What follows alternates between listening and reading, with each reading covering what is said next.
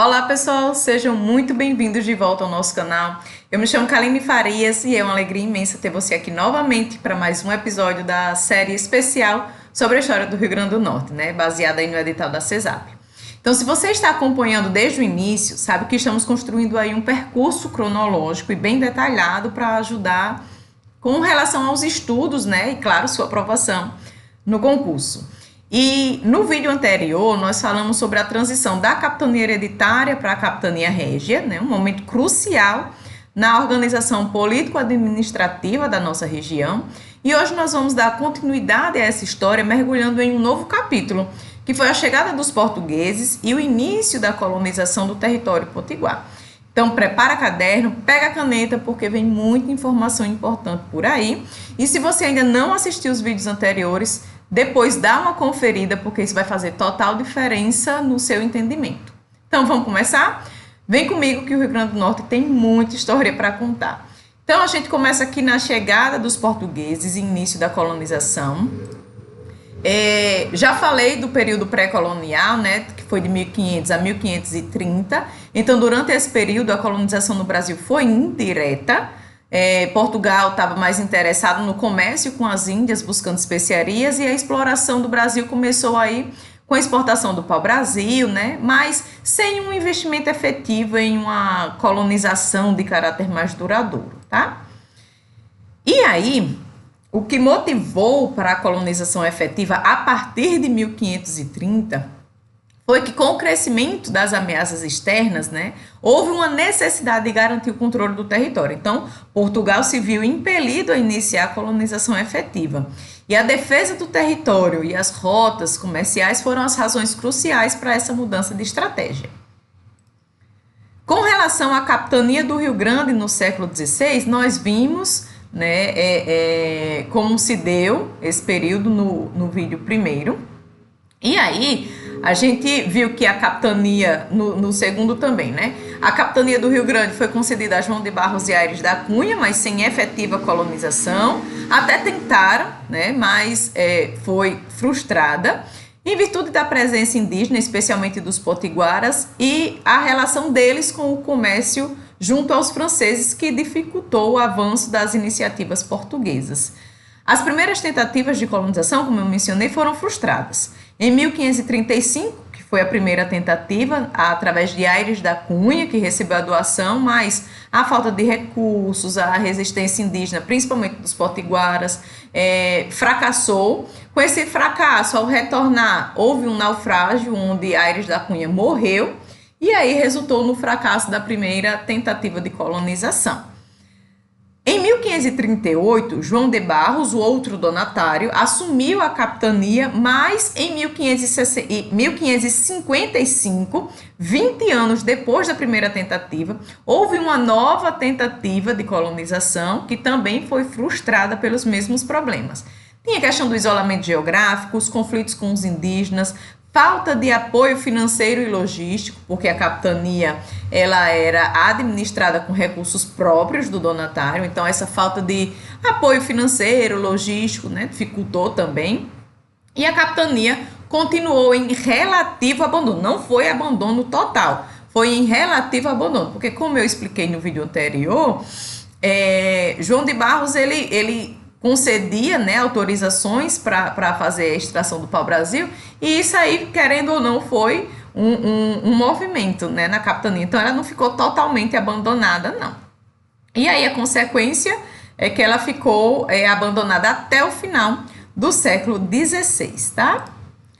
E aí, a gente precisa entender como a coisa começa a mudar a partir do contexto político de Portugal do século XVI. Então, Portugal vivia uma expansão ultramarina, criou as capitanias donatárias, que depois passou a ser hereditária, em 1534, para reduzir os custos da colonização do Brasil.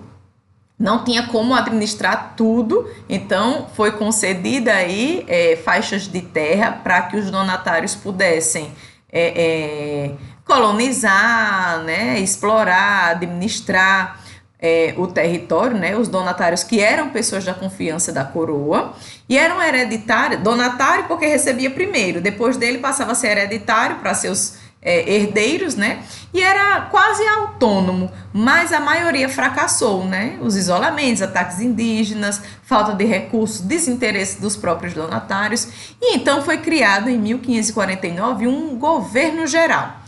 Tomé de Souza, como primeiro governador geral, estava ali de modo centralizado, né, para a administração colonial, e esse governo geral foi implementado e isso reduziu a autonomia dos donatários. Então, a criação do governo geral em 1549, que, vendo o fracasso das capitanias, Dom João III criou esse sistema com sede em Salvador para centralizar e fortalecer a administração. Então, nomeou Tomé de Souza como o primeiro governador geral.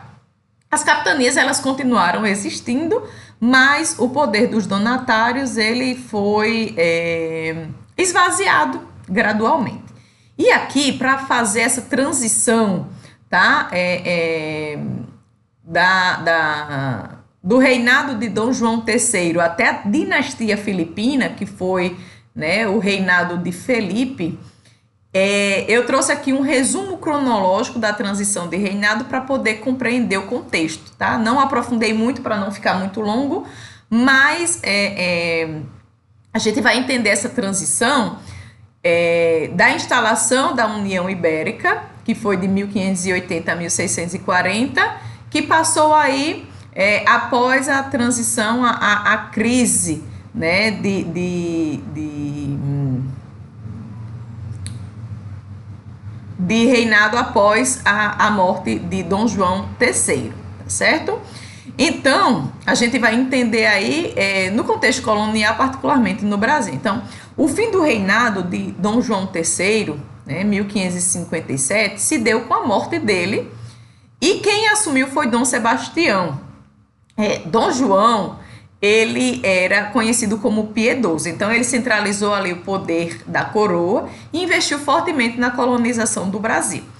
E aí, com a sua morte em 1557, deu início aí uma fase de instabilidade dinástica, porque era tudo passado de geração em geração, né? Então começou-se uma instabilidade por questões, né, de herdeiros.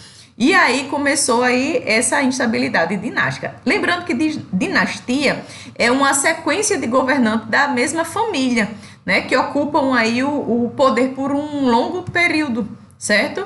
E aí, com a morte de Dom João III, quem assumiu foi o neto de João, que foi Dom Sebastião, que tinha apenas 3 anos de idade. E isso exigiu uma regência, tá? Então, quando ele atingiu a maioridade, é que ele demonstrou um forte ideal cruzadista e expansionista, a gente vai entender mais lá na frente, né? E era especialmente voltado para o norte da África. E em 1578, ele liderou, né, o novo rei, Dom Sebastião, já crescido, né? Liderou a desastrosa batalha de Alcácer Quibir, lá no Marrocos, onde ele morreu em combate, né, sem deixar herdeiros. E esse evento ficou conhecido como o Desastre de Alcácer Quibir, como traz o livro de História do Brasil de Boris Fausto. E aí começou uma crise de sucessão. Por quê? Após a morte de Dom João, né, o desaparecimento dele, quem assumiu foi seu tio, que era cardeal, então era um membro da igreja, né, Dom Henrique, que já idoso, em 1578 assumiu e em 1580 faleceu, sem deixar herdeiros, né, por ser membro da igreja. Então, isso agravou ainda mais a crise sucessória e diversos pretendentes ao trono apareceram, entre eles Felipe II da Espanha, tá? E aí, Dom Felipe II da Espanha tinha uma relação de sangue, né, com o trono português, e por isso ele assumiu o trono, unificando as coroas, e isso foi chamado de União Ibérica. Ele era o rei na Espanha, né? E também ficou sendo aí em Portugal. E esse reinado duplo passou a ser chamado de União Ibérica, tá? Espanha e Portugal. Então o Brasil passou aí a ser governado por um rei espanhol, mas com administração própria. E aí a defesa do território se tornou prioridade, pois a união com a Espanha tornou Portugal aí um alvo dos inimigos da Espanha, né? Então, alvo dos ingleses, alvo dos holandeses, entra aqui os holandeses na história, né? Os franceses que já estavam com um longo conflito com Portugal, e aí por causa da União Ibérica, os holandeses, né, que eram inimigos da Espanha, entraram na jogada. A gente vai entender mais lá na frente, que eu vou aprofundar um pouco mais, e aí a gente entende melhor esse contexto, tá? É importante lembrar que isso aí começou o processo de transformar as capitanias hereditárias em capitanias régias, ou seja, sob o domínio direto da coroa, com um governo aí mais centralizado e não mais hereditário, ok? E aí, a União Ibérica, que foi de 1581, quando consolidou-se, né, o reinado de Filipe, a 1640, onde teve a dinastia filipina no trono português, né, a dinastia que é essa sequência de governantes da mesma família, e agora passou para a dinastia filipina, tá, do trono português. Então, as capitanias foram tornadas régias e intensificou-se a administração colonial, ok? Então, entendemos aqui essa relação da União Ibérica e das capitanias régias, com o apoio da alta nobreza portuguesa e também da igreja. Filipe II da Espanha, ele era neto de Manuel I de Portugal, então foi aclamado como Filipe I de Portugal em 1581, unificando aí as coroas sob o domínio espanhol. Então, Portugal manteve uma certa autonomia administrativa, mas sua política externa passou a ser comandada pela Espanha. Então, durante esse período, o Brasil sofreu com ataques das potências rivais, né? Como eu falei, holandeses, franceses, ingleses, que viam essa união como uma vulnerabilidade. Então, a capitania hereditária, né, que já estava fragilizada, ela foi sendo gradualmente transformada em capitania régia, sob o domínio da coroa, para ter ali um maior controle. Tá? E aí, no Brasil colonial, houve uma reorganização político-administrativa, né? Como eu falei, o governo geral, que iniciou em 1549, se consolidou como uma forma ali de controlar a colônia. Então, foram fundadas cidades importantes, como Salvador, São Paulo. Foram instaladas ações missionárias jesuíticas, né? E expandidos aí os engenhos de açúcar que sustentavam a economia colonial. Então, o poder real, ele se fortaleceu e os donatários, eles passaram a ter apenas funções mais simbólicas, né? Funções locais. E aí, a gente vê aí que a união a União Ibérica, né, e a capitania régia, essa união das coroas resultou nesses ataques estrangeiros e precisou aí intervir, né? Então, houve a ocupação militar em 1597 a 1599. Durante esse período, houveram expedições militares portuguesas para atacar os franceses e consolidar ali a presença portuguesa no Brasil. Então, a ocupação mesmo, ela só aconteceu em 1597 a 1599, onde Portugal agora, sob o rei Dom Filipe II, né, sob o rei espanhol, o reinado do rei Filipe II, decidiu ocupar o norte do Brasil para barrar o avanço francês. Então, em 1597, o governador-geral, na época, Francisco de Souza, ele enviou uma expedição chefiada por Manuel Mascarenhas Homem e Jerônimo de Albuquerque. Em 1597, né, na data de 25 de dezembro, iniciou-se a construção da Fortaleza dos Reis Magos. E em 25 de dezembro de 1599 foi fundada a cidade Natal. Então, era o núcleo urbano da região. E a capitania, se tornando régia, a coroa assumiu o controle direto da capitania do Rio Grande, que passou aí a ser governada por capitães nomeados pelo rei, e não mais pelos donatários hereditários. Isso marcou aí a transformação da capitania régia. Então, com isso se iniciou essas transformações muito importantes, tá? E aí, a gente vê que essa integração ao sistema colonial, né, a capitania começou a fazer parte do circuito colonial brasileiro, foi subordinada ao governador-geral da Bahia, teve a fortificação e a defesa, né, construir a Fortaleza dos Reis Magos em 1598, que em 1597 veio com a missão. Aí começou a construção e depois culminou aí na fundação da cidade em 1599. Então, a Fortaleza dos Reis Magos, ela foi o primeiro marco da presença portuguesa na região para marcar território e a instalação das tropas militares permanentes, tá? E temos aí a colonização efetiva com a centralização administrativa e a ocupação militar. Então, o Brasil começou a ser efetivamente colonizado com a introdução da atividade agrícola voltada para a exportação, como a gente viu aí o caso da cana-de-açúcar, e a chegada depois de mais colonos, né, consolidando aí o processo de exploração do território. Então, o Brasil colonial, ele se insere nesse contexto, tá? Quando vieram mais colonos, né, tiveram ações missionárias e catequese, onde a presença dos jesuítas e de outras ordens religiosas trouxe a catequese aos povos indígenas, né, e escolas de instrução cristã. Teve aí a formação da economia pastoril, né, com criação de gado. No final do século XVI, iniciou-se lentamente a pecuária, e se tornou aí a base da economia local nos séculos seguintes. Então, a gente vai vendo aí que o interior da capital começa a ser ocupado com gado, abrindo caminho para os sertões, né, do Seridó, do Alto Oeste, no futuro. E aí a gente vê como se dá esse início da ocupação do sertão, que é o tópico 2 do edital, tá? E aí a gente vê uma urbanização incipiente, com a fundação da cidade de Natal como núcleo administrativo e religioso, e ainda havia poucos habitantes portugueses, mas era o início da organização social da capitania, tá? Então, nós vemos aqui o Brasil colonial e a ocupação do sertão inseridas nesse contexto.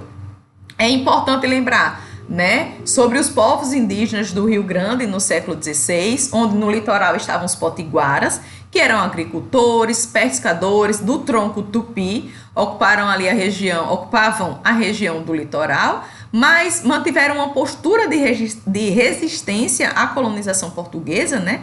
Porque estabeleceram uma aliança com os franceses por praticarem escambo, trocando produtos, né? E aí tiveram essa relação com os franceses, resistindo à presença aí dos portugueses.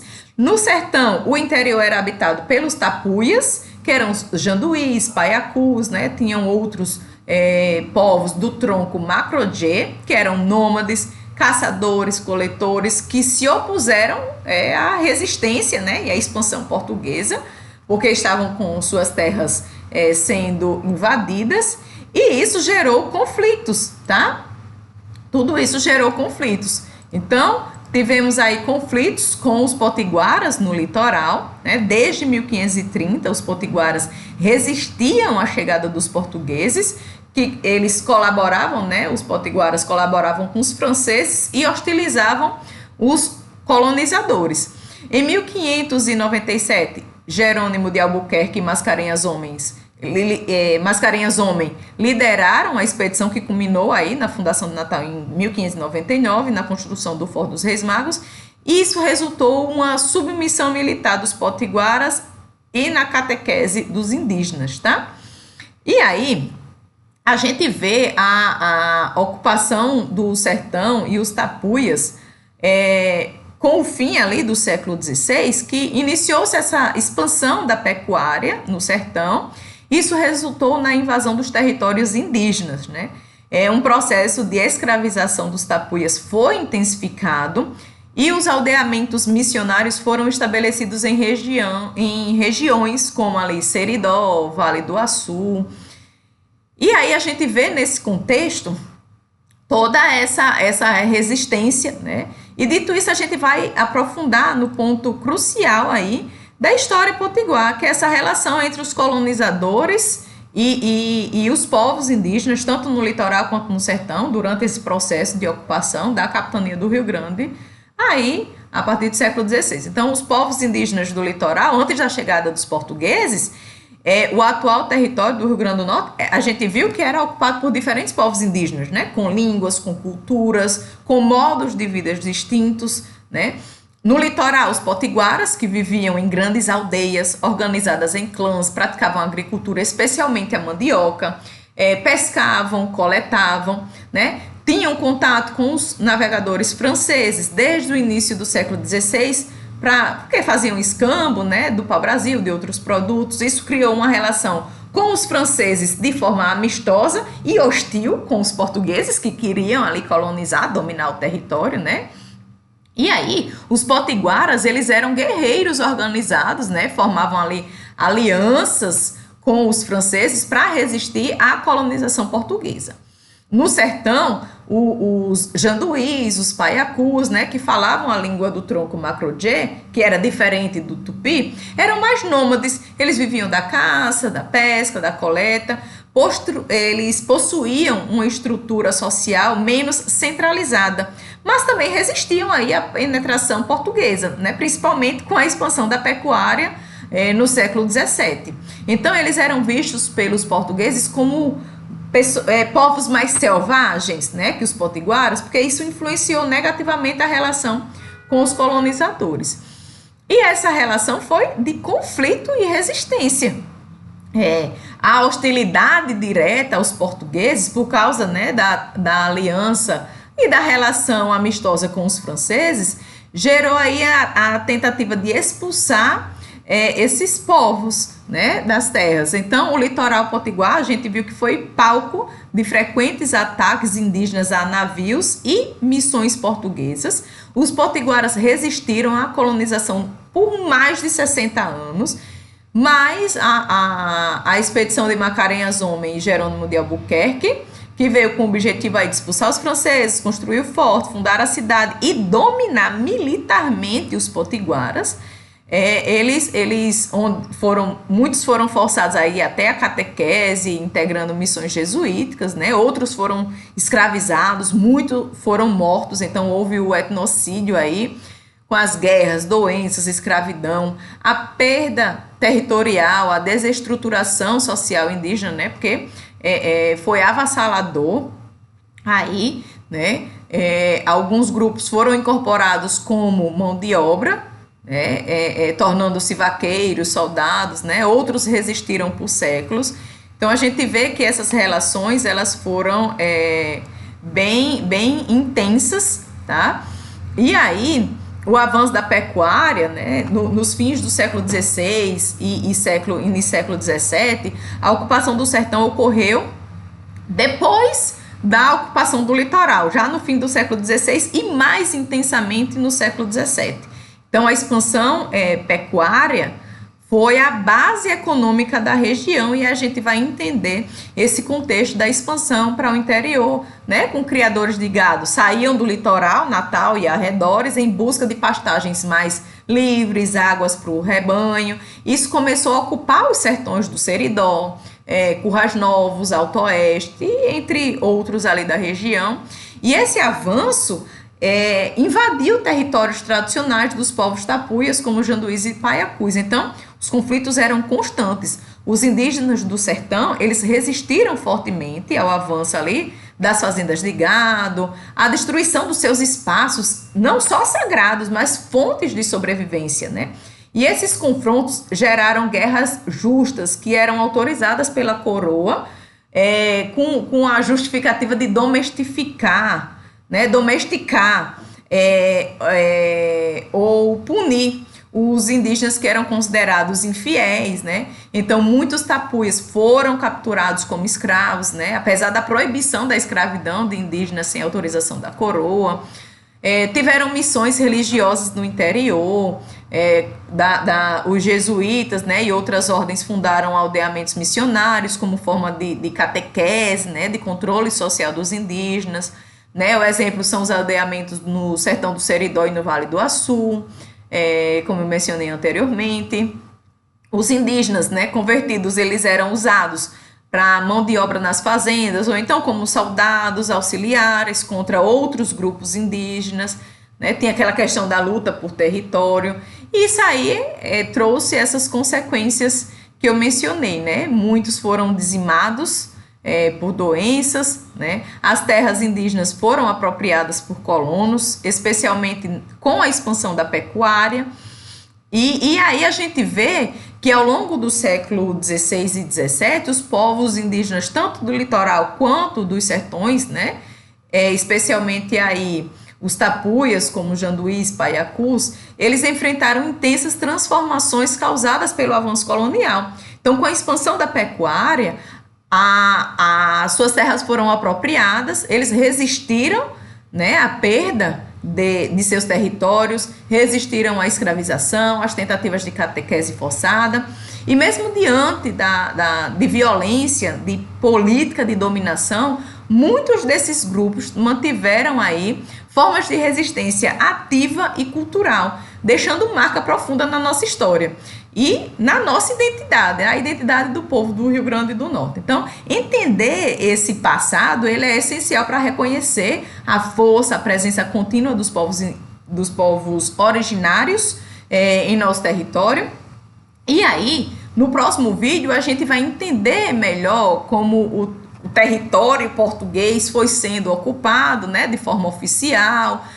Vamos falar sobre o sistema de sesmarias, que era uma estratégia usada pela coroa para distribuir as terras, controlar o espaço e consolidar o poder colonial, e como isso moldou o território e a sociedade colonial. E aí eu te convido a não perder, para que a gente possa entender junto mais esse capítulo da nossa história. Então, por hoje é só. Até o próximo vídeo. Espero que tenham gostado.